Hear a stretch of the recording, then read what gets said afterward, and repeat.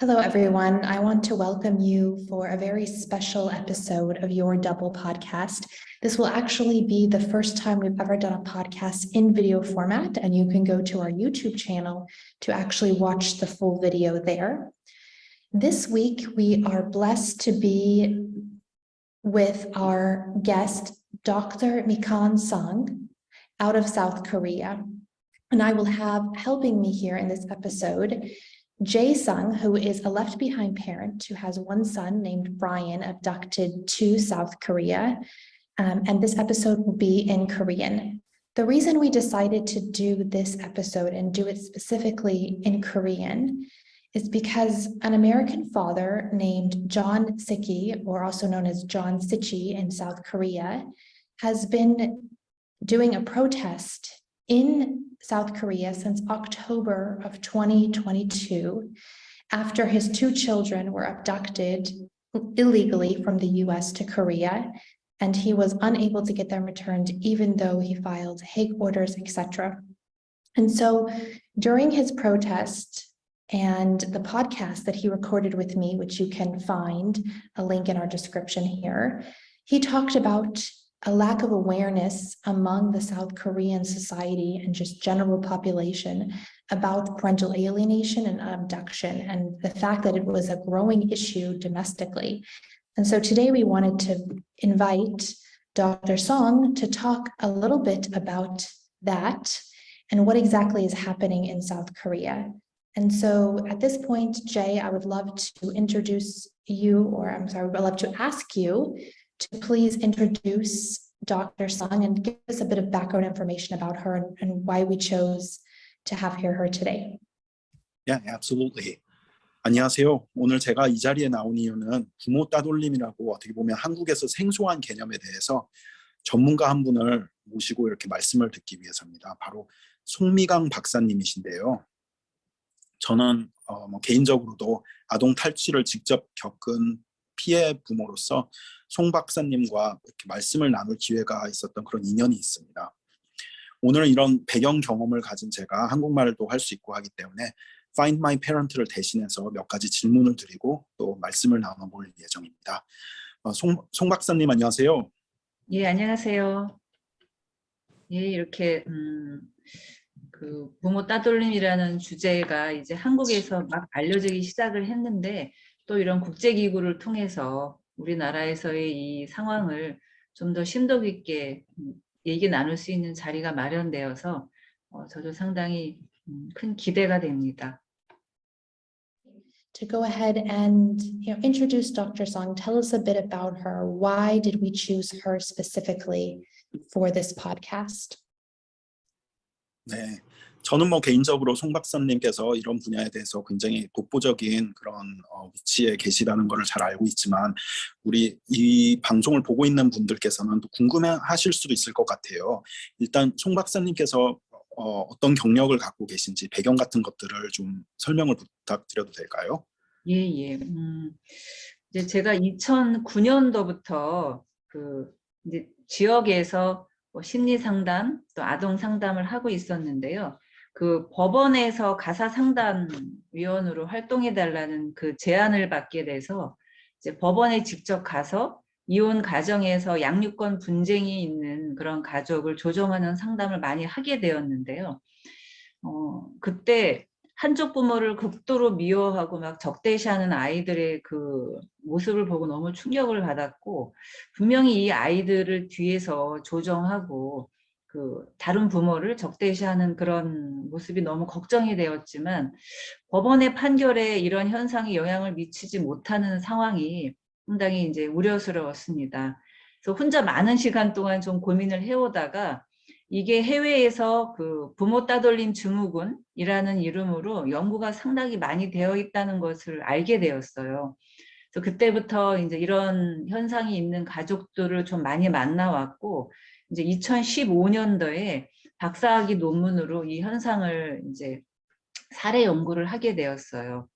그래서 그 이후로 이제 2018년까지 법원에서 계속 이런 가족을 만나는 상담위원 활동을 했고, 2019년부터는 이제 양육비 이행 관리원이라고 해서 그 양육비 지급을 좀 촉진해주는 그런 이제 국가 정부 기관에서 면접 교섭을 좀 도와주는 그런 상담위원이나 이제 슈퍼바이저 역할로 꾸준히 이 문제와 관련된 활동을 해오고 있었습니다. 네, 박사님 경력이 이쪽으로 계속 꾸준히 이쪽 방면으로 집중이 되어 있는 거를 저도 한눈에 볼 수가 있는 것 같은데요. 네. 이런 분야로 관심을 가지게 되신 특별한 계기가 있으셨나요? 처음에 이 문제에 관심을 가지게 되신? 그러니까 말씀드린 것처럼 이혼을 하면 부부는 이혼을 하지만 아이는 여전히 부모와 관계를 맺으며 살아가는 것이 아이들한테 이롭다는 거는 저는 너무 기본 상식으로 알고 있었고, 그리고 부부는 갈등으로 이제 조정이 되지만 그 다음에는 다시 재정비를 해서 그러면 아이는 어떻게 양쪽 부모와 관계를 이어가야 되고 부모들은 어떻게 아이 양육에 협조해야 되는가, 이런 것들을 관심을 가져야 되는데, 실제 이제 법원에서 이렇게 이혼 분쟁이 나서 결정이 내는 가족들의 경우에 그냥 아이는 한쪽 부모와의 관계만 유지하고 또 다른 부모는 별로 삶에서 필요가 없는 것처럼 여기는, 이제 이혼에서 있었던 여러 가지 이제 나쁜 감정들이 해결이 안 된 채 그 폐해가 고스란히 아이들한테 미치는 상황이 상당히 아이들한테 이제 바람직하지 못하다는 생각을 꾸준히 해왔고요. 근데 법원에서 이런 현상들이 이제 어떻게 벌어지는지 이런 것들을 직접 확인하면서 이 현상을 우리 사회가 좀 재인식하는 것이 필요하다고 그런 생각을 하게 됐는데, 실제 그래서 제가 당시에 이제 이런 관련 자료를 법원 안에서 사람들하고 쉐어하기도 하고 또 논문 쓴 내용을 아는 법관을 통해서 좀 이 현상에 대해서 우리도 관심을 가져야 된다라고 얘기했지만 큰 반향이 없었어요. 그래서 저도 우리나라에서 이 문제를 인식하는 거는 한참 걸리는 일이겠구나라는 그런 생각을 하고, 저도 좀 이 부모 따돌림에 대한 관심이 조금 사그러들 즈음에 2018년도에 이제 어떤 아버님이 이렇게 돼서 아이가 자기를 미워하기 시작하고 만날 수 없게 된 이 현실을 어떻게든 이제 극복해 보시려고 여러 가지 뭐 인터넷 검색을 하시다가 저한테 어떤 경로를 통해서 연락을 해 오셨어요.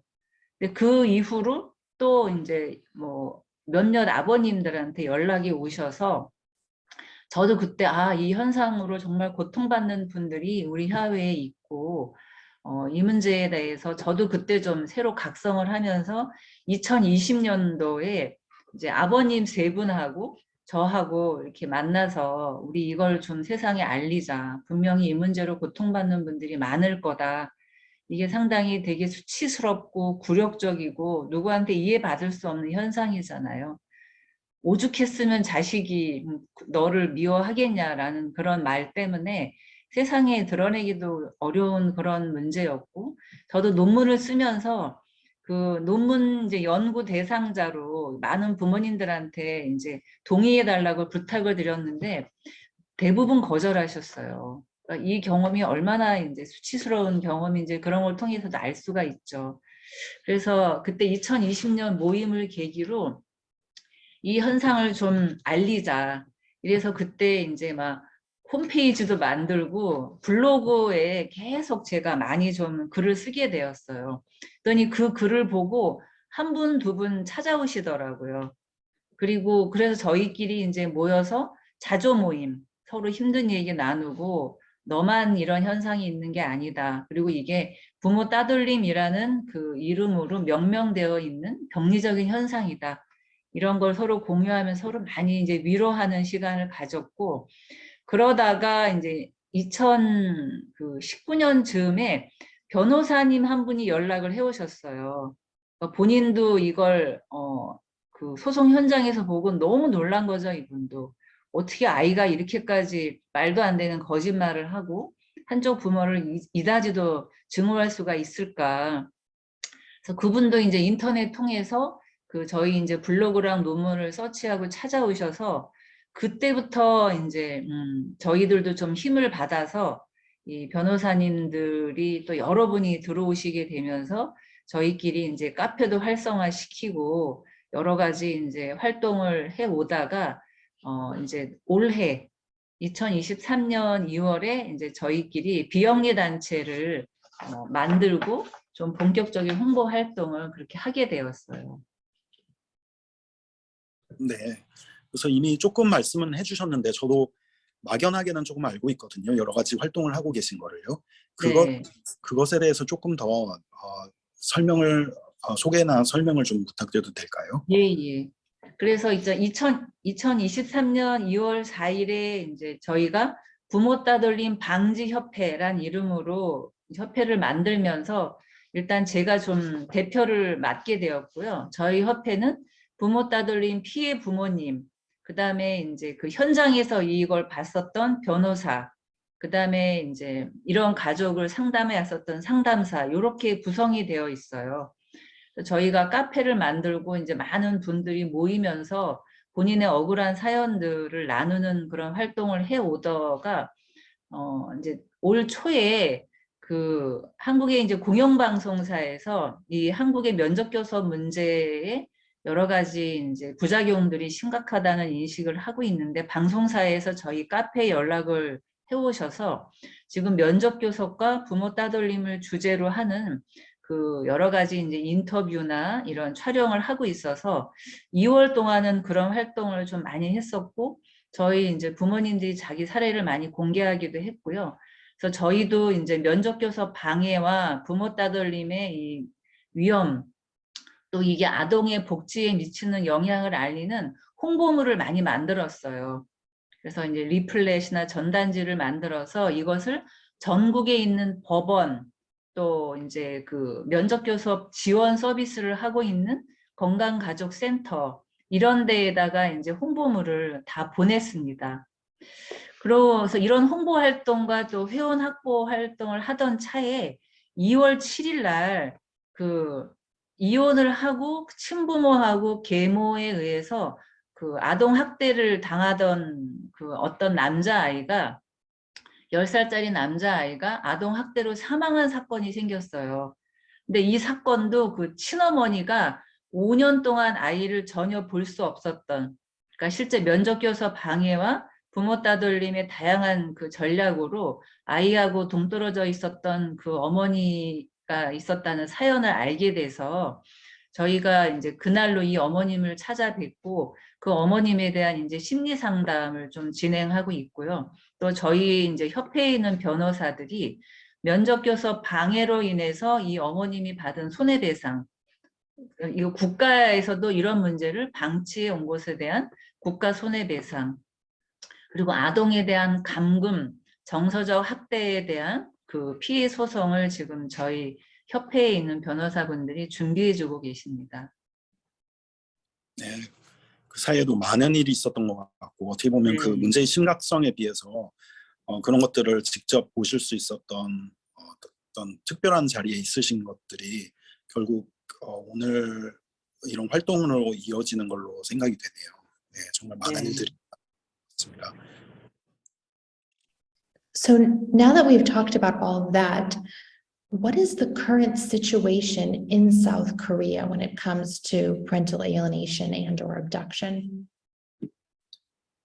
네, 지금 Find My Parent에서 궁금해하는 부분들은 이게 한국 사회의 어떤 특성일 수도 있고 아니면 문화적인 특성일 수도 있는데 저도 사실 한국 매체나 그런 것을 통해서 부모 따돌림이라는 이런 개념을 접한 기억이 사실상 없거든요.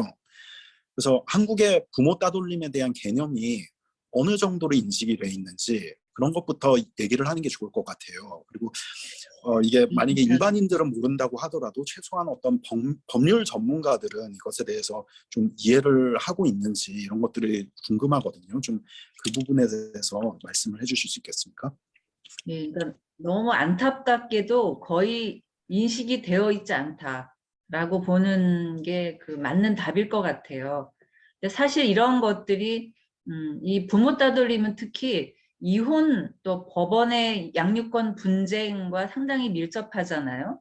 그러니까 어느 정도 법적인 근거, 이 문제를 보는 법적인 근거가 좀 있어야 되는데 사실 우리나라에서 그 법원에서 부모 따돌림이란 이름으로 어떤 판결에 영향을 준 판례는 아직까지 단 하나도 볼 수가 없고요.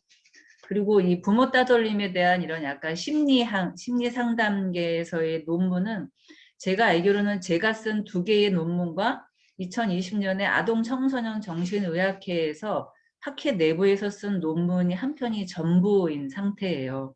그러니까 국내에서의 이 개념에 대한 소개가 겨우 되어 있는 정도고 국내의 실상이라든지 이게 실제 가족에게 어떤 영향을 미치는지에 대한 학계의 연구가 거의 없는 현상이라고 보아야 될 거고요.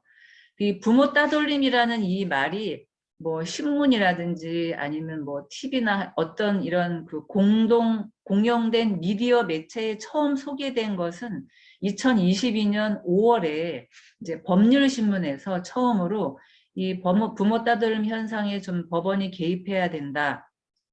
라는 기사가 최초였고요. 이제 2023년 올해 와서 몇몇 신문사에서 좀 관심을 보이고 있고, 그리고 특히 아까 말씀드린 그 아동 학대로 인해서 이제 사망 사건이 발생한 걸 계기로 저희 협회에서 보도 자료를 여러 번 내서 이것이 면접교섭 방해 또 부모 따돌림이 아동 학대를 눈 감게 하는 아동 학대를 예방할 수 있었는데 이런 문제들이 얼마나 아동학대와 깊이 연결되어 있는지에 대한 그런 자료를 이제 저희 협회에서 막 열심히 보도자료를 내면서 홍보를 하려고 하는 그런 상황입니다.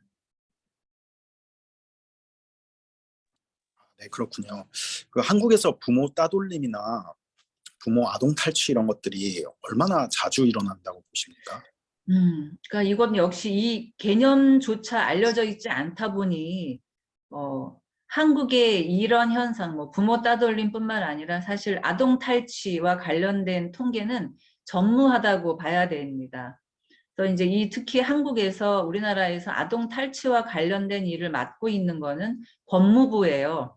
그래서 법무부에 들어가 보면 헤이그 국제 아동 탈취와 관련된 뭐 법령 같은 것들이 소개가 되어 있는데 이제 법무부에서 제가 검색해 본 자료에 의하면 2016년에 헤이그 국제 아동 탈취 협약 이행 현황에 관한 연구가 한 편이 용역 과제로 연구 논문이 있는데 여기에 보면 다른 여타의 선진국의 이행 사례와 현황을 소개했지 한국의 현황이 어떤지에 대한 보고는 공식적으로 알려진 것이 없는 상황이에요. 그러니까 이 국제 결혼이 한국도 많이 늘어나고 있고 당연히 이런 문제가 늘어나고 있는데 이 현황 파악조차 안 되고 있고 이것에 관련된 문제는 아직 정식으로 이슈화된 적이 없다고 보아야 할 거고요.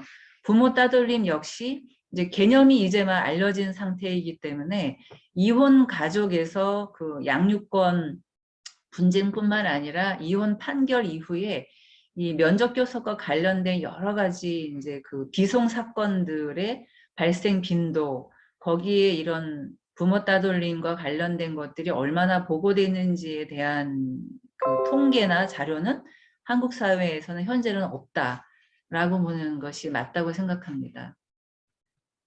그런 것들이 좀 자주 일어나는 편이라고 보십니까? 통계는 비록 없지만. 그러니까 이것이 이제 정말 몇 케이스가 일어나냐 이런 것들은 사건을 하나하나 드러나는 건데 이걸 우리가 추측할 수 있는 것은 이혼 가족에서 아이가 양쪽 부모 모두와 자연스럽게 만나고 또 부모도 그런 것들을 유지해 가는 것에 대한 사회적인 인식 수준을 우리가 유추해 보면 이런 일들이 지금 얼마나 만연해 있는가를 생각해 볼 수 있잖아요. 근데 한국 사회에서는 양육권을 할 때 한국은 사실 친권과 양육권이 구분이 되어 있는데요. 이 부모님들 같은 경우에 사실 친권은 어떤 법적인 권한을 가지지만 실제 아이를 키우는 의미에서 양육권이 중요하게 여겨지죠. 근데 한국의 법원에서 양육권을 결정할 때 가장 중요하게 여기는 것이 현재 이 아이가 어떤 부모와 더 그 친밀한 애착과 정서적 유대를 맺고 있느냐.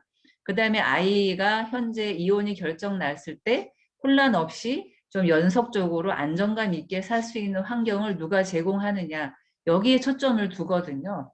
그러다 보니까 이건 거꾸로 이혼 분쟁이 났을 때 아이를 현재 데리고 있는 부모한테 양육권이 이양되는 경우가 훨씬 더 많고, 이것 때문에 실제 일단 이혼하기 전에 아이를 데리고 뭐 집을 나와 가지고 연락을 두절하고 한동안 아이와 또 다른 부모를 보여주지 않고 이런 시간을 갖는 것에 대해서 사회에서 어떤 문제의식이 없어요. 그리고 이렇게 해서 아이하고 현재 더 가까운 유대계인 거를 막고 있고 양육권에서 우위가 있다고 주장하는 그 부모의 주장에 대해서 법원도 이런 식의 행동을 문제 삼지 않아요. 그러니까 소송이 발생하기 이전에 있었던 부모가 아이를 탈취해서 데려오고 뭐 어디 숨고 연락을 끊어버려서 이 부모와 못 만나고 했었던 이 기간의 행동들이 전혀 문제가 되고 있지 않기 때문에 실제 변호사들도 양육권 가져오시려면은 먼저 애 데리고 나와서 그쪽 부모하고 보이면 안 된다라는 조언을 하는 것이 그런 어떤 양심의 가책이 없이 되고 있는 그런 현실이다 보니까 이런 행동들과 이런 패턴이 한국 사회에서 그냥 어느 정도 뭐 이미 그런 거 아니야? 약간 상식적으로 이렇게 되어 있기 때문에 부모 따돌림 행위로 이것이 이어지는 것들에 대한 어떤 문제의식은 현재로서는 민감성이 전혀 없는 상태라고 봐야 되겠죠. 그러다 보니까 이런 현상이 있는 것에 대해서 사람들이 저거 상당히 위험한 일이다.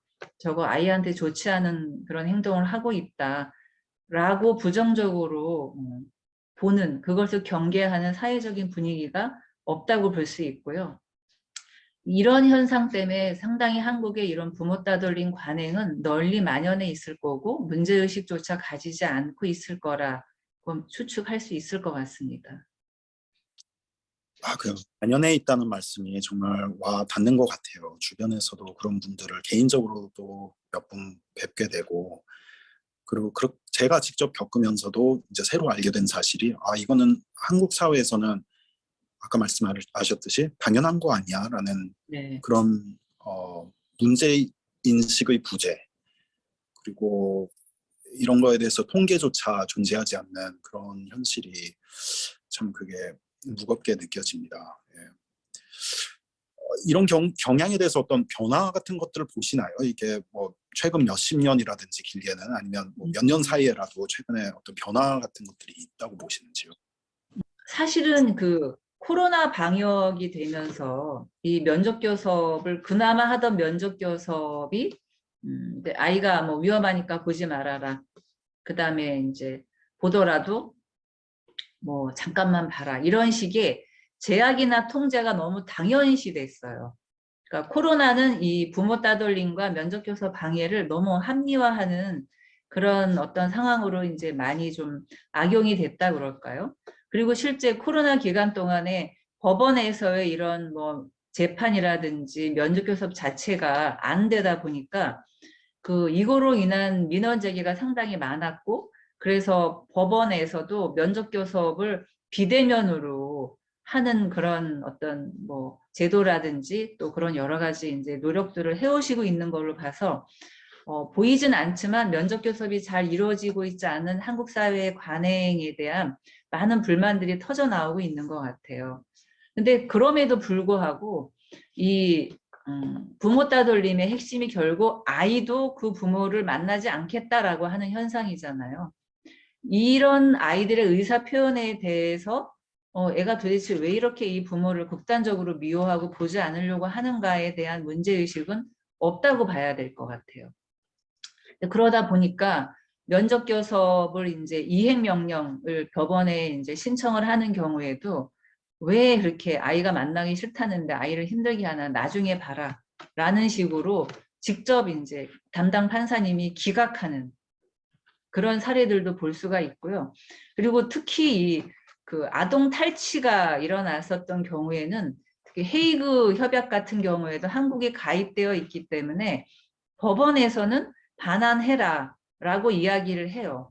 명령은 떨어지지만 결국 그 부모가 아이를 숨기고 보여주고 있지 않게 되면 마지막으로 이제 강제 집행 명령을 내리게 되는데, 이 오랜 갈등이 있고 부모 따돌림이 분명히 일어났을 상황에서 이 아이의 복잡한 심리와 가족의 역동을 이해하는 그런 어떤 전문적인 개입이 너무나 중요한데도 이런 인식이 없다 보니까 그냥 집행관이라고 해서 평소에 왜 채권, 채무 사건에 가서 집안에 가서 재산에 딱지 붙이고 강제 집행하는 그런 분들이 그냥 이런 집행관으로 그 복잡한 사건이 있는 가정의 어린아이들 앞에 가셔요. 그래서 이분이 이제 가서 아이한테 부모 각각에 대한 아이의 선호도에 대한 질문을 해요. 가장 좀 너무 말도 안 되는 질문은 너는 엄마가 좋니? 아빠가 좋니? 뭐 아빠가 살고 싶다건 아빠랑 같이 살래? 이런 식의 질문을 하는데 그 질문을 할 때 바로 뒤에는 그 아이를 데리고 있는 엄마가 있단 말이죠. 이런 상황에서 아이가 법적인 아무리 명령이 내려졌다 하더라도 한동안 떨어져 있고 이미 미움의 대상이 되어 있는 그 부모를 선택할 리가 없잖아요. 그렇게 돼서 아이가 싫다고 하면 그냥 그 집행관은 돌아와 버려요. 이러다 보니까 이 아이가 그렇게 한쪽 부모를 미워하는 것에 대한 근원적인 이유를 알고자 하는 노력이 없다 보니까 그냥 이행명령은 기각되고 아동은 싫다는 이유로 그 집행이 이루어지지 않은 채 다시 모든 문제는 원점으로 돌아가는 거죠.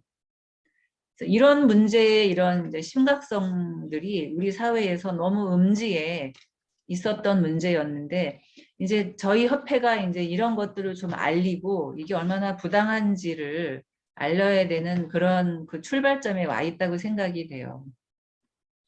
And Dr. Song, I would also love to hear your thoughts about how do you see parental alienation and parental abduction related? 그래서 지금 디니엘이 좋은 질문을 한 것 같은데요. 말씀하시면서 국제 아동 탈취 헤이그 사건들이랑 이제 부모 따돌림 문제를 같이 말씀을 하셨어요. 예. 그래서 어떻게 보면 이게 두 개의 다른 개념인데 상당히 연관관계가 많이 있는 걸로 이렇게 생각이 되거든요. 그래서 그 부분에 대해서 한번 짚고 넘어가는 것도 괜찮을 것 같습니다. 그래서 혹시 두 개념 사이의 어떤 연관관계에 대해서 조금 설명을 해주실 수 있겠습니까? 예. 그러니까 이혼을 하게 되면 어쨌든 부모가 헤어지기 때문에 아이는 한쪽 부모와 살게 되고 또 다른 부모는 이제 그 아이를 다양한 기회에 만나면서 아이 양육에 참여하게 되는 거잖아요. 그러니까 일반 가정에서도 부모가 역할을 분담해서 아이한테 더 적절한 것들을 주는 그런 관계를 유지해야 되고 이혼 가정도 그런 의지를 가진 부모의 욕구가 저는 반영이 되는 것이 맞다고 생각하고 아이들 역시 부모가 이혼했지만 양쪽 부모 모두 만나고 그 부모한테 자기가 필요한 것도 요구하고 받으면서 자라야 된단 말이죠. 근데 이 부모 따돌림이나 아동 탈취를 하는 그런 부모들의 공통적인 특성은 그러니까 과도한 게이트키핑, 그러니까 본인이 아이를 위한 모든 것의 그 창구 역할, 문지기 역할을 하는 거예요. 모든 것은 나를 통해서 아이한테 필요한 거, 아이한테 제공되어야 될 것은 내가 잘 알고 있고 나를 통하지 않으면은 그 다른 부모가 아이한테 주는 것들을 다 부정적으로 본단 말이죠. 그러니까 아이를 독점하고 자기가 통제하는 이런 어떤 경향성들을 상당히 많이 가지고 있는 이 부모들이 부모 따돌림이나 아동 탈취의 행동을 하게 되는 동기를 가지고 또 그걸 유지해 가는 것 같아요. 그래서 두 행동의 다 공통점은 일단 아이와 그쪽 부모를 차단하고 차단하는 것도 뭐 전화, 수신 차단, 뭐 카톡 차단뿐만 아니라 심한 경우는 아예 이사를 해버려서 아이가 어디 사는지도 알 수가 없어서 이 부모는 아이가 어느 학교에 다니는지도 몰라요. 올해 초등학교 입학하는 나이인데 어느 학교인지 알 수도 없어요. 이렇게 되면서 이 부모는 계속해서 그 아이한테 말하죠. 이제 그 부모는 필요 없어. 너한테 관심도 없고 연락도 안 하잖아. 그냥 우리 둘이 잘 살면 돼. 라고 하면서 그 부모를 아이의 삶에서 제외시켜버려요. 그래서 아동 탈취를 하는 것과 아동 이 부모 따돌림은 동전의 양면처럼 연결되어 있죠. 이게 국내에서 이루어지는지 국외간에 이루어지는지의 차이만 있을 뿐이지 이런 행동 양상은 비슷하게 전개가 되고 그래서 아이를 탈취하고 독점하고 본인이 그 아이와 관련된 모든 부분들을 소유하려고 하는 이런 부모의 성향은 상당히 좀 우려가 되는 그런 문제점이라고 보고요. 이게 이제 특히 이혼하는 가정에서는 그 누구도 터치할 수 없는 그런 영역으로 이 문제를 숨어버리기 때문에 더 그 안에서 무엇이 일어나는지 또 이걸 어떻게 접근해야 되는지 하는 것은 정말 우리나라도 이제부터 좀 관심을 기울여야 되는 그런 상황이라고 보여집니다.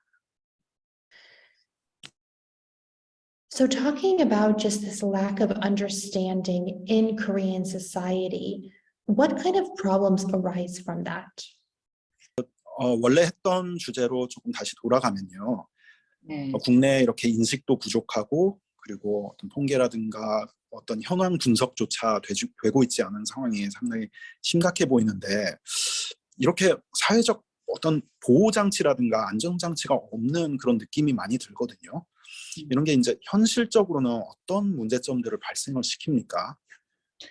그러니까 사실은 이혼을 하고 나서 그 부모의 권리자 의무로 이제 그 양육권과 면접교섭권이 있고 이 두 제도는 이혼 후에도 아이를 부모가 계속 관심을 가지고 양육에 책임을 져야 되는 그런 의무이자 권리로 법에 지정이 되어 있거든요.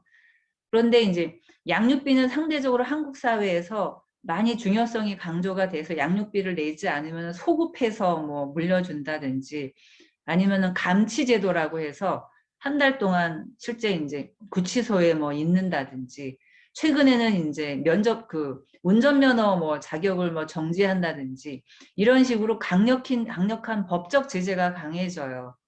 그리고 양육비는 사실 토해내면은 또 만회가 될 수 있는 거잖아요. 근데 이제 면접교섭은 사실 안 보고 지나간 6개월, 1년을 되돌릴 수가 없단 말이죠. 그리고 그 사이에 아이는 그 부모에 대한 이제 서운함과 미움을 계속 가지고 자라기 때문에 점점 아이가는 그 부모와의 어떤 연결점이 끊기게 돼서 정서적으로 아이가 많은 상처를 받게 되는 이런 문제들을 낳게 되는데 이것이 가진 심각성에 대한 사회적 인식이 좀 없달까요? 그리고 이걸 마치 이렇게 시끄럽고 복잡하니까 그 부모만 좀 뒤로 빠져 있으면 되는 문제지 왜 그렇게 귀찮게 자꾸 아이를 만나려고 하냐라는 그런 인식이 좀 가지고 있다 보니까 실제 비양육 부모님들도 그 법적으로 본인의 그 면접교섭권이 이행되지 않는 것을 법적으로 다시 그 권리를 되찾거나 또 아니면 상대 부모가 그렇게 하지 못하도록 하는 법적 강제 수단이 하나도 없어요. 그러니까 자꾸 이제 뒤로 물러나게 되는 거죠. 그래서 이 사건들의 가장 그 큰 폐해가 아까 말씀드렸던 아동학대 사건으로 발전되는 문제인 것 같아요. 꾸준히 2016년에 한번 큰 사건이 있었고 꾸준히 발생하고 있거든요. 그러니까 아동복지 차원에서도 아이들이 자기의 그 욕구를 표현해야 되고 또 법적으로 이런 걸 보장해서 비양육 부모님들도 아이를 계속 보고 그런 부모로서의 역할을 하고 싶은 이런 욕구들을 좀 더 충족할 수 있는 이런 제도적인 변화가 우리나라에서 좀 일어나야 되고 이런 식의 불행이 또 발생하지 않기 위해서는 이런 제도의 보완이 상당히 시급한 때라고 보여집니다. 네, 참 제도의 변화 그게 참 가슴에 와닿습니다. 이게 쉽게 이렇게 바뀔 수 있으면 참 좋을 것 같은데 뭐 걸림돌이랄까요? 이게 이렇게 사회가 쉽게 변하지 못하는 그런 걸림돌이 되는 거는 뭐라고 보십니까? 이 결국 이제 제도와 사회적인 인식의 문제인데, 그러니까 사실 우리나라는 아직까지 그 양육권, 친권과 양육권을 가지고 있는 부모 한쪽으로 아이의 삶이 이렇게 정리가 되는 것이 너무 당연하다고 보는 것 같고요. 특히 우리나라에 보면은 이혼 가정이란 말보다 한부모 가정이라는 말을 많이 통상적으로 쓰고 있어요. 그러니까 이게 이제 아마 이렇게 그 무책임한 그런 이제 아버지들하고 이혼을 했을 때 이 어머니 모자 가정을 좀 보호하기 위한 여러 가지 제도적인 지원 또 이혼이라는 말이 주는 부정적 느낌 때문에 한부모 가정이라는 이름으로 이혼 가정의 어떤 여러 가지 관리를 해왔는데 이 말이 점차 마치 이혼하면 아이는 당연히 한쪽 부모한테 이렇게 정렬이 돼서 또 다른 부모의 역할은 별로 중요하지 않다는 사회적인 인식이 상당히 많이 작용하고 있는 것 같거든요. 근데 사실은 이제 이혼은 했지만 여전히 아이는 그 공동 양육을 통해서 양쪽 부모가 다 관여하는 것이 너무 당연하고 이것을 법적 제도적으로 어떻게 담아내느냐 하는 이런 인식이 이제 우리 사회에 좀 필요한 때라고 봐요.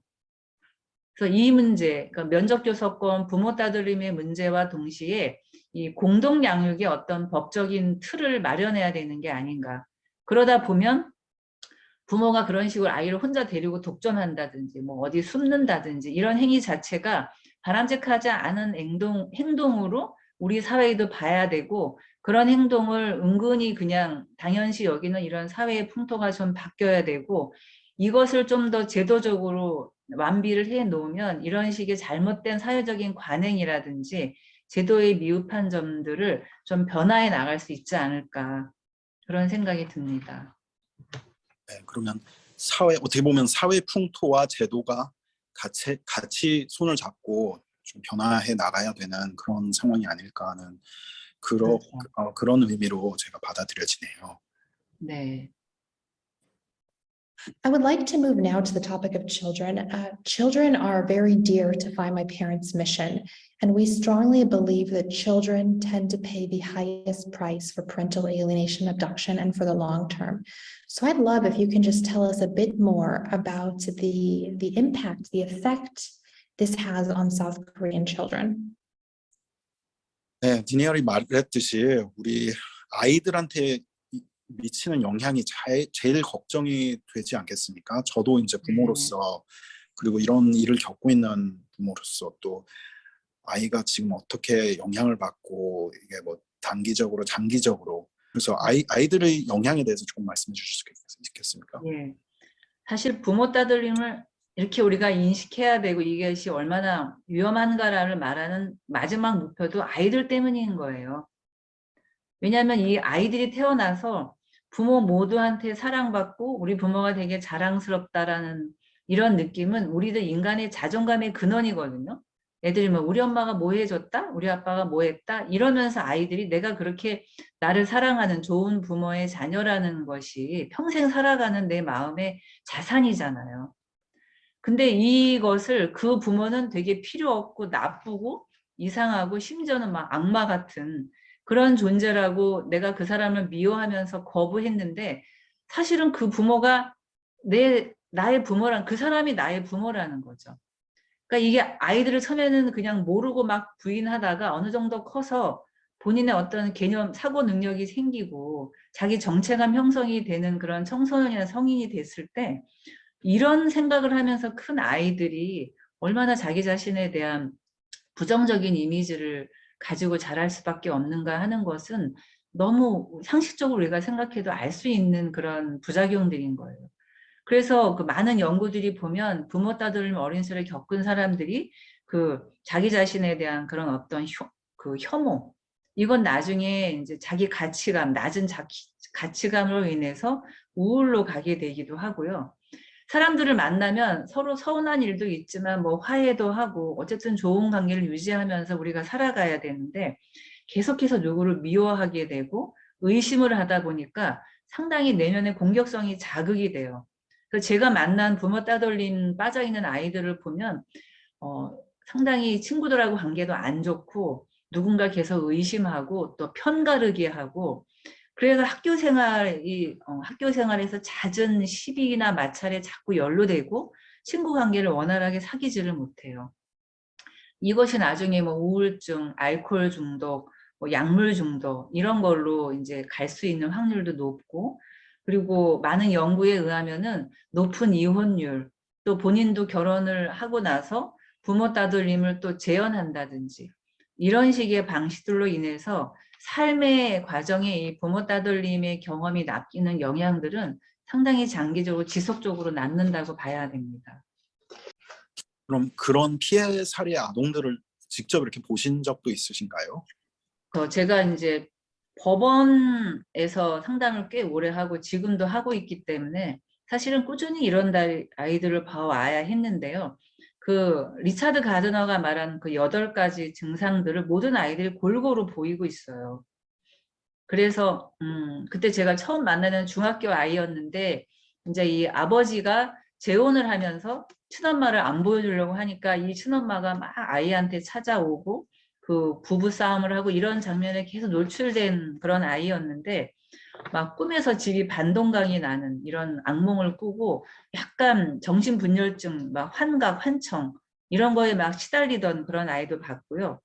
또 그때 어떤 두 자매였는데 초등학생 자매였는데 이제 아버지 집에 어느 날 가서 아빠가 잠깐 바깥에 나간 사이에 그 옷장에 있는 아버지 그 와이셔츠하고 넥타이를 다 가위로 잘라 놓은 거예요. 그 사진을 아버님이 갖고 오셔서 이제 이런 아이들의 행동을 인해서 상당히 본인이 이제 좌절스러운 이야기를 하신 적도 있었고 또 그때는 뭐 7살, 6살짜리 남매였는데 둘이 똑같이 앵무새처럼 말해요. 자기가 열심히 공부해서 의사가 돼서 엄마를 호강시켜 드릴 거고 아빠는 이제 보지 않고 살 거다. 아빠 때문에 엄마가 힘들었다. 이런 이야기를 진짜 테이프 틀듯이 똑같이 이야기하는 아이들도 있었고요. 또 그때 중학교 남자애였는데 자기가 아빠랑 법원에 가서 판사님 앞에서 우리 엄마가 얼마나 나쁜 사람인지 자기가 고발을 하겠다. 그래서 엄마가 절대 우리 곁에 얼씬도 못하게 하겠다. 그래서 이 아이가 그때 엄마가 너무 아이들이 걱정이 되니까 그 반찬을 가지고 집에 간 거예요. 근데 애들이 엄마 문을 안 열어주고 아빠한테 전화를 했더니 아빠가 절대 문 열어주지 말고 계속 안 가고 있으면 경찰에 신고해라. 그래서 아이들 둘이 경찰에 신고를 했어요. 지금 낯선 사람이 우리 집 앞에 와서 문을 두드린다.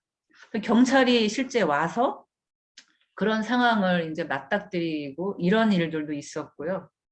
또 그때 고등학교 아이인데 꽤 오랜만에 아빠가 이제 아이를 만나려고 다시 법원에 면접교섭 청구를 하신 경우였는데 과거에 엄마한테 주입된 말, 우리 아빠는 나한테 콩밥을 먹였다. 그리고 나를 납치해서 가뒀다. 이런 이야기를 하면서 절대 제가 아빠라는 말을 하는 것조차 못하게 저를 상당히 막 이렇게 증오 어린 눈빛으로 봤었고 마지막으로 아빠하고 네가 어린 시절 찍은 사진을 통해서 아빠가 너한테 전할 말을 내가 대신 전하겠다라고 했더니 그 어린 시절 찍은 사진을 이렇게 찍고 그냥 뛰쳐나가 버렸어요. 바로 이제 어머님이 들어가셔서 저를 법원 이제 경찰에 고소하겠다고 자기 아이를 이제 불안에 떨게 했다. 이런 식으로 뭐 그래서 제가 그날 막 간담이 서늘해지고 아이들이 막 그 증오 어린 눈빛을 어떻게 만나주고 어떻게 이걸 변화시킬 수 없다는 그런 막막한 느낌들을 많이 느꼈고 그 아이들이 그런 증오심을 가지고 다른 사람도 아닌 자기 부모를 그렇게 미워한다는 그 사실이 너무 가슴이 아프더라고요. 그리고 아이를 그 지경으로 만들어 놓은 그 부모들은 아이의 그런 모습을 보면서 어떤 생각을 하고 있을까. 늘 그게 정말 가슴 아픈 그런 장면이었어요. 생각보다 심각하네요. 네. 그리고 아까 아이에 대한 영향이 장기적이라고 말씀하셨는데 네. 이게 얼마나 지속됩니까? 이게 장기적이라고 하면 이게 뭐 어느 정도 장기적인 거를 말씀하시는지.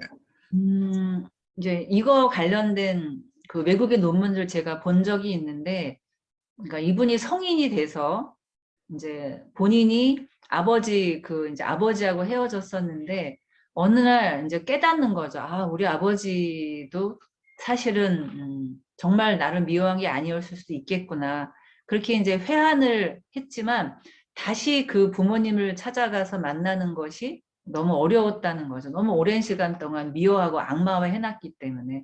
그래서 관계 회복이 나이가 든 이후에 그렇게 본인이 깨달아도 되지 않은 경우도 상당히 많다는 연구들도 되어 있고요. 그리고 특히 이제 아이들이 한 만 9세, 10세 요 정도 되면은 자기 나름 뭔가 사고를 형성하고 도덕적 관념이 생겨서 그 사람은 상당히 나쁘고 부적절한 사람이라는 게 자기 신념에 내면화가 돼요. 그래서 이 생각이 변형이 되고 바꾸기 위해서는 어떤 새로운 경험이라든지 아니면은 그런 생각을 뒤바꿀 만한 삶의 그런 이벤트가 있어야 되는데 이런 것들이 없는 상태에서 그냥 그 부모를 영원히 만나지 않고 그리고 살게 되면 사실은 그냥 거의 그 생리별한 채 그 살게 되는 경우고요. 그러다 보니까 늘 마음속 어딘가에는 내 부모였지만 내가 미워하면서 이제 거부했었던 그 부모와 내 관계에 관한 상당히 복잡하고 고통스러운 기억을 가지고 살게 되는 그런 정말 가슴 아픈 비극이죠. 근데 이 무슨 어떤 부모가 날 잊고 버려서가 아니라 날 만나려고 찾아오고 애를 썼는데도 내가 그 부모를 거부하고 때로는 막 경멸하고 증오하면서 만나지 않았다는 것이 나중에 그 의미를 다시 되새기는 성인이 됐을 때는 그 삶에 있어서 얼마나 큰 상실과 그 비탄감을 줄까 하는 그런 생각들을 하게 됐어요. And finally, given all of that information you shared, if two parents are going to divorce, they're separated in South Korea, what would be your recommendation to them? 네, 디니알이 좋은 질문을 한 것 같은데 이렇게 우리가 얘기한 내용을 바탕으로 봤을 때 주변에서 이혼을 하고 있는 분이라든지 아니면 이혼하고 있는 분들을 가깝게 알고 지내시는 뭐 친인척들이라든지 이런 분들한테 아이의 입장에서 어떻게 하는 게 좋을 것 같다라는 조언 같은 게 혹시 있으실까요? 그렇죠. 그래서 사실은 누군가 옆에서 보니까 얘 왜 이혼했는데 한쪽 부모를 막 안 만나고 부모 얘기만 나오면은 막 이렇게 막 정색을 한다든지 또 그리고 그 부모에 대해서 안 좋게 보는 그런 이미지를 계속 가지고 있는 것들을 주변 친척들이나 가까운 사람들 알 수가 있잖아요.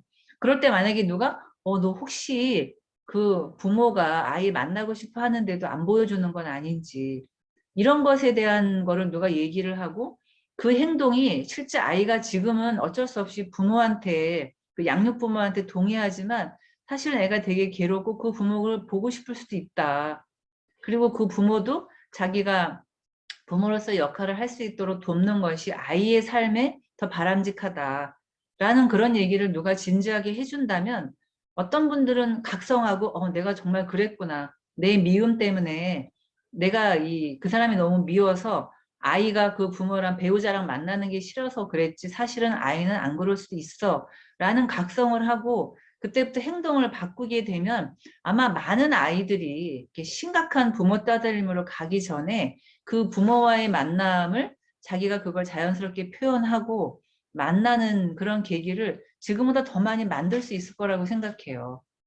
그리고 이 비양육 부모들도 어떻게 아이를 만나야 될지 모르고 그 서먹한 어려움들을 가지고 있기 때문에 그런 부모들이 아이와 재결합할 수 있는 여러 가지 그 국가적인 제도적인 그런 도움을 준다든지 홍보나 이런 거를 통하면 지금보다 훨씬 더 많은 비양육 부모들이 아이들과의 관계 유지에 용기 내서 나설 것 같거든요.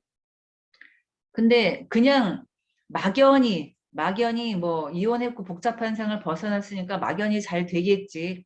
아이들도 이제 뭐 그 복잡한 부부싸움 안 보고 있으니까 될 거야. 너무 나이브하게 접근을 하는 거예요, 우리 사회가. 그리고 너무 그냥 그 가족들한테 뭐 경제적인 지원, 뭐 사회적인 어떤 이런 지원만 줬지 그 부모와의 관계를 개선하고 그 비양육 부모도 양육에 관여하고 할 수 있는 어떤 공동 양육의 틀을 유지하는 쪽으로의 사회적인 홍보나 이런 개선 제도가 좀 마련이 되면 이 부모 따돌림인지 모르고 그냥 저지른다든지 아니면 자기가 하는 행동을 자꾸 문제가 있지만 합리화하는 부모님들한테는 상당히 큰 어떤 각성과 성찰의 계기가 될 거라고 생각이 됩니다. 네, 좋은 말씀 감사하고요. 아마 Find My Parent 측에서 또 한 가지 더 이렇게 얘기하고 싶은 주제가 있는 것 같아요. So Jay, I would love it if we could ask Dr. Song, what exactly are the changes that we need? What changes need to be made? And how can we go about making those changes in South Korea and in society? 그래서 변화에 대한 얘기인 것 같은데 변화를 이제 이야기하기 전에 우리 부모들이 이혼한 부모들이 공동 양육을 하기 위해서 어떤 큰 걸림돌이 될 수 있는 거는 과연 무엇일까? 이런 부분에 대해서 조금 얘기해 주실까요? 그게 이제 아까 말씀드린 것처럼 이제 아이들도 많이 안 낳다 보니까 부모님들도 이혼을 해도 계속 그 아이의 부모 역할을 하고 싶어 하시는 욕구들이 더 많아지신 것 같아요. 그리고 꼭 만나지 않더라도 뭐 전화, 뭐 또 여러 가지 뭐 영상 통화 이런 것들로 아이들을 자연스럽게 연결할 수 있잖아요.